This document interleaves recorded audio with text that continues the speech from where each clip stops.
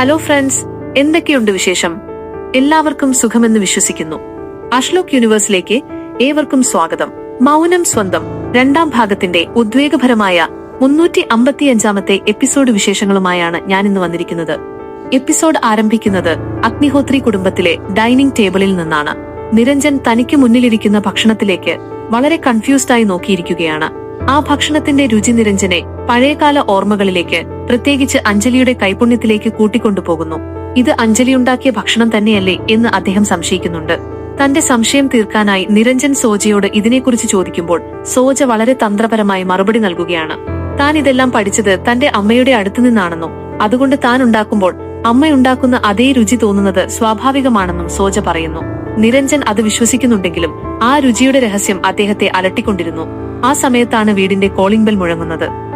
പിന്നീട് നമ്മൾ കാണുന്നത് ആശയെയും അശോകനെയുമാണ്. അശോകൻ ഇന്റർവ്യൂവിന് പോകാൻ തയ്യാറെടുക്കുമ്പോഴാണ് തന്റെ കുപ്പായം എവിടെയോ തട്ടിക്കീറിയത് ശ്രദ്ധിക്കുന്നത്. ഉടനെ തന്നെ ആശ ആ വസ്ത്രം വാങ്ങി വളരെ വേഗത്തിൽ അത് തുന്നിക്കൊടുക്കുന്നു. ആശയുടെ ആ സ്നേഹവും കരുതലും കണ്ട് അശോകൻ ശരിക്കും അമ്പരന്നു പോവുകയാണ്. നീ ഇത് എത്ര നന്നായി ചെയ്തു, നീ ശരിക്കും മിടുക്കിയാണ് എന്ന് പറഞ്ഞ് അശോകൻ ആശയെ ഒരുപാട് പ്രശംസിക്കുന്നുണ്ട്. ഇന്റർവ്യൂവിന് പോകാൻ വൈകിയതുകൊണ്ട് തന്നെ ആശ അശോകനെ വസ്ത്രം ധരിക്കാൻ സഹായിക്കുകയും നിറഞ്ഞ സ്നേഹത്തോടെ വിജയാശംസകൾ നേർന്ന് യാത്രയയക്കുകയും ചെയ്യുന്നു. അവർ രണ്ടുപേരും പുറത്തേക്ക് ഇറങ്ങുമ്പോഴാണ് വീടിന്റെ ഓണർ അങ്ങോട്ട് വരുന്നത്. നിങ്ങളെ ഞാൻ ഡിസ്റ്റർബ് ചെയ്തില്ലല്ലോ എന്ന് ചോദിച്ചുകൊണ്ട് അദ്ദേഹം അശോകന് ഒരു ജോബ് ഇൻവിറ്റേഷൻ ലെറ്റർ നൽകുന്നു. അവിടെ ചെന്നാൽ അശോകന് നല്ലൊരു ജോലി കിട്ടുമെന്ന് അദ്ദേഹം ഉറപ്പു നൽകുന്നുണ്ട്. താനിപ്പോൾ മറ്റൊരു ഇന്റർവ്യൂവിന് പോവുകയാണെന്ന് അശോകൻ പറയുമ്പോൾ, അതൊന്നും സാരമില്ല, നിങ്ങളിപ്പോൾ പോകുന്നിടത്ത് ജോലി കിട്ടിയില്ലെങ്കിൽ മാത്രം ഇതിൽ പറഞ്ഞിരിക്കുന്ന സ്ഥലത്ത് ചെന്നാൽ മതി എന്ന് ഓണർ പറയുന്നു. ഇത് കേൾക്കുമ്പോൾ ആശയ്ക്ക് വലിയ ആശ്വാസമാണ് തോന്നുന്നത്. സഹായിച്ചതിന് ഓണറോട് നന്ദി പറഞ്ഞ് അശോകന് എന്തായാലും ജോലി കിട്ടുമെന്ന വലിയ ആത്മവിശ്വാസം നൽകി പ്രാർത്ഥനയോടെ ആശ അശോകനെ നോക്കി നിൽക്കുകയാണ്. വീണ്ടും കഥ അഗ്നിഹോത്രിയിലേക്ക് തിരിയുന്നു. അവിടെ എത്തിയത് കമ്പനിയിലെ വിശ്വസ്തനായ ഓഫീസറും നിരഞ്ജന്റെയും അശോകന്റെയും അടുത്ത ആളുമായ ആനന്ദാണ്. കമ്പനിയിൽ ഭരത് നടത്തുന്ന പുതിയ പ്രോജക്റ്റിൽ എന്തൊക്കെയോ പ്രശ്നങ്ങളുണ്ടെന്നും പുറത്തുനിന്നുള്ള ആളുകളെ അമിതമായി വിശ്വസിക്കുന്നത് വലിയ റിസ്ക് ആണെന്നും ആനന്ദ് നിരഞ്ജനെ അറിയിക്കുന്നു. ഇത് കേട്ട് നിരഞ്ജൻ ഞെട്ടി നിൽക്കുമ്പോഴാണ് അങ്ങോട്ടേക്ക് ഭരത് കടന്നു വരുന്നത്. തന്റെ കാര്യങ്ങളിൽ ഇടപെട്ട ആനന്ദിനോട് ദേഷ്യപ്പെട്ടുകൊണ്ട് ഭരത് പറയുന്നു, നിന്നേക്കാളും സ്നേഹവും കരുതലും എനിക്ക് ഈ കമ്പനിയോടുണ്ട്, നീ അത്ര ടെൻഷൻ അടിക്കേണ്ട എന്ന്. എന്നാൽ നിരഞ്ജൻ ആനന്ദിനെ പിന്തുണയ്ക്കുകയാണ് ചെയ്യുന്നത്. ആനന്ദ് തങ്ങളുടെ കൂടെ ഒരുപാട് കാലമായി ജോലി ചെയ്യുന്ന ആളാണെന്നും അദ്ദേഹം എന്തെങ്കിലും പറയുന്നുണ്ടെങ്കിൽ അത് കമ്പനിയുടെ നന്മയ്ക്ക് വേണ്ടിയേ ആയിരിക്കുകയുള്ളൂ എന്നും നിരഞ്ജൻ ഭരതിനോട് വ്യക്തമാക്കുന്നു. ഇത് കേട്ട് മറുപടിയില്ലാതെ ഭരത് അവിടെ നിന്നും പോകുന്നു. പിന്നീട് കാണിക്കുന്നത് ആശയെയാണ്. അശോകന് എങ്ങനെയെങ്കിലും ഒരു ജോലി കിട്ടാൻ വേണ്ടി ആശ ദൈവത്തോട് ഉരുകി പ്രാർത്ഥിച്ചുകൊണ്ടിരിക്കുകയാണ്. എന്നാൽ പുറത്ത് അശോകന്റെ അവസ്ഥ വളരെ കഷ്ടമായിരുന്നു. നഗരത്തിലൂടെ ജോലി അന്വേഷിച്ച് അദ്ദേഹം അലയുകയാണ്. പോയ ഇന്റർവ്യൂകളിലൊന്നും അശോകന് ജോലി ലഭിക്കുന്നില്ല. കാരണം അശോകന്റെ കയ്യിൽ ആവശ്യമായ സർട്ടിഫിക്കറ്റുകളോ രേഖകളോ ഒന്നും തന്നെയില്ലായിരുന്നു. കമ്പനികളെല്ലാം ഡോക്യുമെന്റ്സിനെ കുറിച്ച് ചോദിക്കുമ്പോൾ മറുപടിയില്ലാതെ അശോകൻ സങ്കടപ്പെടുന്നു. ഒരു വലിയ നഗരത്തിൽ ഇനി എന്ത് ചെയ്യുമെന്ന് അറിയാതെ വിഷമിച്ചു നിൽക്കുമ്പോഴാണ് വീടിന്റെ ഓണർ നൽകിയ ആ ലെറ്ററിനെ കുറിച്ച് അശോകൻ ഓർക്കുന്നത്.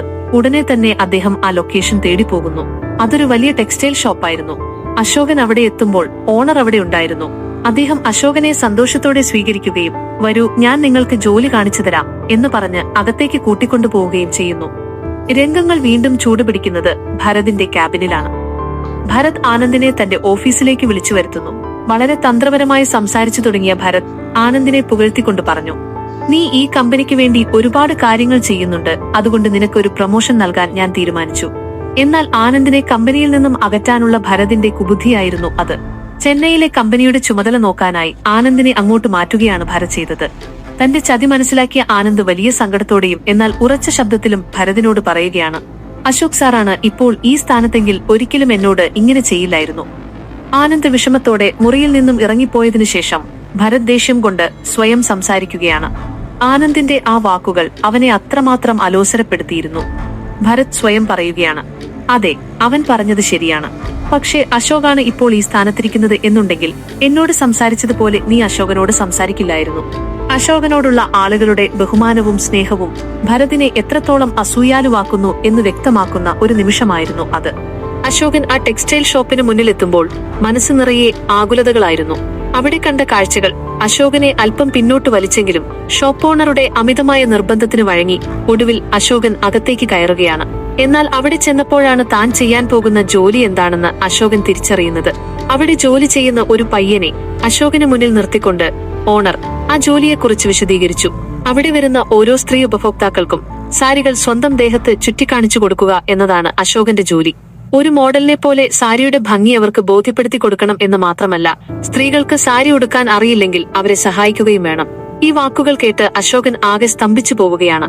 അന്തസ്സുള്ള ഒരു ജോലി പ്രതീക്ഷിച്ചു വന്ന തനിക്ക് ലഭിച്ചിരിക്കുന്നത് ഇതാണല്ലോ എന്നോർത്ത് അശോകന് വലിയൊരു മടുപ്പ് തോന്നുന്നു. എന്നാൽ ഓണർ ഇതിനെ വളരെ നിസ്സാരമായിട്ടാണ് കാണുന്നത്. കണ്ടോ അശോക്, ഇതാണ് ഞാൻ പറഞ്ഞത്. ഈ ജോലി നിങ്ങൾക്ക് എന്തായാലും കിട്ടും. നല്ല എസിയിലിരിക്കാം, പ്രത്യേകിച്ച് പണിയൊന്നുമില്ല, പൈസയും കിട്ടും എന്ന് അദ്ദേഹം പുകഴ്ത്തി പറയുന്നുണ്ടെങ്കിലും ഒന്നും മിണ്ടാതെ ആകെ തകർന്ന അശോകൻ അവിടെ നിന്നും തിരിഞ്ഞു നടക്കുകയാണ്. വേദനയോടെ വീട്ടിലെത്തിയ അശോകനെ കാത്ത് ആശ ഉമ്മറത്ത് തന്നെയുണ്ടായിരുന്നു.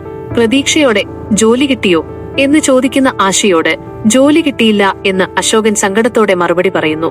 അശോകന്റെ മുഖത്തെ നിരാശ കണ്ട ആശ അവനെ ആശ്വസിപ്പിക്കാൻ ശ്രമിക്കുകയാണ്. സാരമില്ല അശോകോ, ചിലപ്പോൾ ഈ ജോലി നമുക്ക് വിധിച്ചതാവില്ല. ദൈവം നമുക്ക് വേണ്ടി ഇതിലും നല്ലത് എന്തോ കരുതി വെച്ചിട്ടുണ്ടാകും. അതുകൊണ്ടാണ് ഇത്തരം ചെറിയ അവസരങ്ങൾ ദൈവം തട്ടിമാറ്റുന്നത് എന്ന് കരുതിയാൽ മതി എന്ന് ആശ വളരെ പക്വതയോടെ പറയുന്നു. എങ്കിലും അശോകന്റെ ഉള്ളിലെ വിഷമം മാറുന്നില്ലെന്ന് കണ്ടപ്പോൾ അശോക് ഉള്ളിലേക്ക് പോയി ഇരുന്നോളൂ, ഞാൻ നല്ലൊരു ചായ എടുത്തു കൊണ്ടുവരാം, അത് കുടിക്കുമ്പോൾ മനസ്സ് ഹാപ്പിയാകും എന്ന് പറഞ്ഞ് ആശ അവനെ അകത്തേക്ക് വിടുന്നു. പുറത്ത് അശോകനെ ആശ്വസിപ്പിക്കുന്നുണ്ടെങ്കിലും ആശയുടെ ഉള്ളിലും വലിയ വേദനകൾ പുകയുന്നുണ്ടായിരുന്നു. പിന്നീട് നമ്മൾ കാണുന്നത് കാളിന്തിയെയും അജുവിനെയുമാണ്. ആശയുടെയും അശോകന്റെയും 1ാം വിവാഹ വാർഷികമായതുകൊണ്ട് അവർക്ക് അയച്ചു കൊടുക്കാൻ സാധനങ്ങൾ പാക്ക് ചെയ്യുന്ന തിരക്കിലാണ് കാളിന്തി. അവർക്ക് ഇഷ്ടപ്പെട്ട ഭക്ഷണ സാധനങ്ങളും മറ്റും സ്നേഹത്തോടെ പാക്ക് ചെയ്യുന്നതിനിടയിൽ അവർക്ക് അത്യാവശ്യത്തിന് എടുക്കാൻ കുറച്ച് പണം കൂടി അതിൽ വെക്കട്ടെ എന്ന് കാളിന്തി അജുവിനോട് ചോദിക്കുന്നു. എന്നാൽ അജു അത് തടയുകയാണ്. അവർ അത് ഒരിക്കലും ആഗ്രഹിക്കുന്നുണ്ടാവില്ല കാളിന്തി.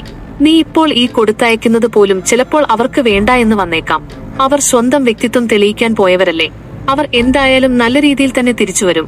നീ അവരെക്കുറിച്ച് ആലോചിച്ച് വിഷമിക്കേണ്ട എന്ന് പറഞ്ഞ് അജു അവരെ സമാധാനിപ്പിക്കുന്നു. ഇവരിങ്ങനെ സംസാരിച്ചുകൊണ്ടിരിക്കുമ്പോഴാണ് അങ്കുഷ് മുകളിൽ നിന്നും അങ്ങോട്ടേക്ക് വരുന്നത്. മകളെക്കുറിച്ചുള്ള കാളിന്തിയുടെ വാക്കുകൾ കേട്ട് അങ്കുഷ് അവരെ പുച്ഛിക്കുകയാണ്. നീ അല്ലെങ്കിലും ഒരു വലിയ പ്രശ്നക്കാരി തന്നെയല്ലേ. നിന്റെ ആ പ്രശ്ന സ്വഭാവം ഇപ്പോൾ മകൾക്കും പകർന്നു കൊടുത്തിരിക്കുകയാണല്ലോ. അവളെ കൂടി നീ ബുദ്ധിമുട്ടിക്കുകയാണ്. അവളുടെ ഭർത്താവ് മിക്കവാറും നിങ്ങളെ ആലോചിച്ച് അവിടെ ദേഷ്യം പിടിക്കുന്നുണ്ടാവും. അവിടെ നിന്റെ മകൾക്ക് ഇപ്പോൾ നിങ്ങളെ വേണ്ട. പക്ഷെ നിങ്ങൾക്ക് വേറൊരു മകൻ കൂടി ഉണ്ടല്ലോ, അത് ഞാനല്ലേ. എനിക്ക് വേണ്ടി നിങ്ങൾക്ക് എന്തെങ്കിലും ചെയ്തൂടെ? ആ പ്രോപ്പർട്ടിയെ കുറിച്ചാണ് ഞാൻ പറയുന്നത്. അതെന്റെ പേരിലേക്ക് എഴുതി തന്നാൽ ഞാനും എന്റെ ഭാര്യയും ഇവിടുന്ന് വേഗം സ്ഥലം വിടും. നിങ്ങൾക്കും അത് തന്നെയല്ലേ വേണ്ടത്? എന്നാൽ അത് വേഗം അങ്ങ് ചെയ്തുകൂടെ എന്ന് ആക്രോശിച്ചിട്ട് അങ്കുഷ് മുകളിലേക്ക് തന്നെ പോകുന്നു. ഇത് കേട്ട് കാളിന്തി ആകെ തളർന്നു പോകുമ്പോൾ എല്ലാം ശരിയാകുമെന്ന് പറഞ്ഞ് അജു അവരെ ആശ്വസിപ്പിക്കുന്നു. അടുത്ത ദിവസം പുലർച്ചെ എഴുന്നേറ്റ ആശ അശോകനെ കാണാതെ പരിഭ്രമിക്കുന്നു. അശോകൻ എവിടെ പോയി എന്ന് ചിന്തിച്ചു നിൽക്കുമ്പോഴാണ് ഇന്ന് തങ്ങളുടെ വിവാഹ വാർഷികമാണെന്ന കാര്യം ആശ ഓർക്കുന്നത്. അത് ഓർത്തപ്പോൾ അവളുടെ മനസ്സ് സന്തോഷം കൊണ്ട് നിറഞ്ഞു. ഞാൻ എങ്ങനെയാണ് ഇത് മറന്നുപോയത്? ഇന്ന് നേരത്തെ എഴുന്നേൽക്കേണ്ടതായിരുന്നു. അശോകനെ ഒന്ന് വിഷ് ചെയ്യാൻ പോലും പറ്റിയില്ല. ഇന്ന് ഞങ്ങളുടെ സ്പെഷ്യൽ ഡേ ആയതുകൊണ്ട് അശോകൻ എനിക്ക് വേണ്ടി എന്തെങ്കിലും സർപ്രൈസ് പ്ലാൻ ചെയ്യുന്നുണ്ടാവും. എനിക്കും തിരിച്ച് എന്തെങ്കിലും സർപ്രൈസ് നൽകണം. എന്നെ കൊണ്ട് കഴിയുന്ന രീതിയിൽ ചെറുതായിട്ടെങ്കിലും സ്പെഷ്യലായി എന്തെങ്കിലും ചെയ്യണം എന്ന് ആശ മനസ്സിൽ ഉറപ്പിക്കുന്നു. അതേസമയം അഗ്നിഹോത്രി വീട്ടിൽ വലിയൊരു പൂജ നടക്കുകയാണ്. നിരഞ്ജൻ പൂജാരിമാർക്ക് ദാനധർമ്മങ്ങളും സാധനങ്ങളും നൽകുന്നതും ഭക്ഷണം കഴിച്ചിട്ടേ പോകാവൂ എന്ന് നിർബന്ധിക്കുന്നതും കണ്ട് ഭരത് അങ്ങോട്ടേക്ക് വരുന്നു. എന്താ അച്ഛാ വിശേഷം? ഇങ്ങനെയൊരു പൂജ നടത്താൻ എന്തെങ്കിലും സ്പെഷ്യൽ കാര്യമുണ്ടോ എന്ന് ഭരത് ചോദിക്കുമ്പോൾ നിരഞ്ജൻ മറുപടി നൽകുന്നു. ഇന്ന് വളരെ പ്രധാനപ്പെട്ട ദിവസമാണ് ഭരത്. ഇന്ന് എന്റെ മകൻ അശോകന്റെ വിവാഹ വാർഷികമാണ്. അവൻ ഒരുപാട് പ്രിയപ്പെട്ട ഈ ദിവസം അവന് വേണ്ടിയാണ് ഞാൻ ഈ പൂജകളെല്ലാം ചെയ്യുന്നത്. എന്റെ മകൻ എത്രയും വേഗം തിരിച്ചു വരണമെന്നാണ് എന്റെ ആഗ്രഹം. ഇത് കേട്ട് ഭരത് ഒന്ന് പതറുന്നുണ്ടെങ്കിലും ജോലി തിരക്ക് കാരണം താനത് മറന്നുപോയതാണെന്ന് കള്ളം പറയുന്നു. എന്തൊക്കെ തിരക്കുകളായാലും എന്റെ മകന്റെ ഈ പ്രിയപ്പെട്ട ദിവസം ഞാൻ മറക്കില്ല എന്ന് നിരഞ്ജൻ സങ്കടത്തോടെ പറയുന്നു. അശോകൻ വീട്ടിൽ നിന്നിറങ്ങിപ്പോയപ്പോൾ താൻ കൈകെട്ടി നോക്കി നിന്നത് തന്റെ ജീവിതത്തിലെ ഏറ്റവും വലിയ തെറ്റാണെന്നും അവനെ തടയണമായിരുന്നുവെന്നും പറഞ്ഞ് നിരഞ്ജൻ പൊട്ടിക്കരയുകയാണ്. പിന്നീട് നമ്മൾ കാണുന്നത് അശോകനെയാണ്. അശോകൻ പുലർച്ചെ തന്നെ എഴുന്നേറ്റ് വെള്ളം പിടിക്കാനായി ബക്കറ്റുമായി പോയിരിക്കുകയാണ്. സ്ത്രീകളുടെ വലിയൊരു നിരയുടെ ഇടയിൽ ഏക പുരുഷനായി അശോകൻ നിൽക്കുന്നു. അവിടുത്തെ സ്ത്രീകൾ അശോകനെ നോക്കി കളിയാക്കുകയും പഞ്ചാര വർത്തമാനങ്ങൾ പറഞ്ഞ് കൂട്ടുകൂടാൻ നോക്കുകയും ചെയ്യുന്നുണ്ട്. എന്നാൽ അശോകൻ അതൊന്നും മൈൻഡ് ചെയ്യാതെ ഗൗരവത്തിൽ നിൽക്കുകയാണ്. ഈ കാഴ്ച കണ്ട് അങ്ങോട്ട് വന്ന ആശയ്ക്ക് ചിരി അടക്കാൻ പറ്റുന്നില്ല. സ്ത്രീകൾ ഓരോന്ന് ചോദിക്കുമ്പോൾ മറുപടി പറയാതെ ആകെ പെട്ടുപോയ അവസ്ഥയിലായിരുന്നു അശോകൻ. വേഗം വെള്ളം നിറച്ച് അവിടുന്ന് രക്ഷപ്പെടാൻ നോക്കുന്ന അശോകന്റെ കൈ ആശ പിടിച്ചു നിർത്തുന്നു. എവിടേക്കായി പോകുന്നത്? ഇന്ന് രാവിലെ തന്നെ വെള്ളം പിടിക്കാൻ വന്നിരിക്കുകയാണല്ലോ. ഞാൻ അവിടെ നോക്കിയിട്ട് അശോകനെ കണ്ടില്ല. ഇവിടെ ഇത്രയും സ്ത്രീകളുടെ ഇടയിൽ നിൽക്കുകയാണല്ലേ എന്ന് ആശ തമാശയായി ചോദിക്കുന്നു. പിന്നെ ഞാൻ എന്ത് ചെയ്യണം? നീയാണെങ്കിൽ രാവിലെ എഴുന്നേൽക്കില്ല. നീ എഴുന്നേൽക്കാൻ കാത്തുനിന്നാൽ ഇവിടെ വെള്ളം കിട്ടില്ല. അതുകൊണ്ട് ഞാൻ തന്നെ വന്നതാണ് എന്ന് അശോകൻ ദേഷ്യത്തോടെ മറുപടി നൽകുന്നു.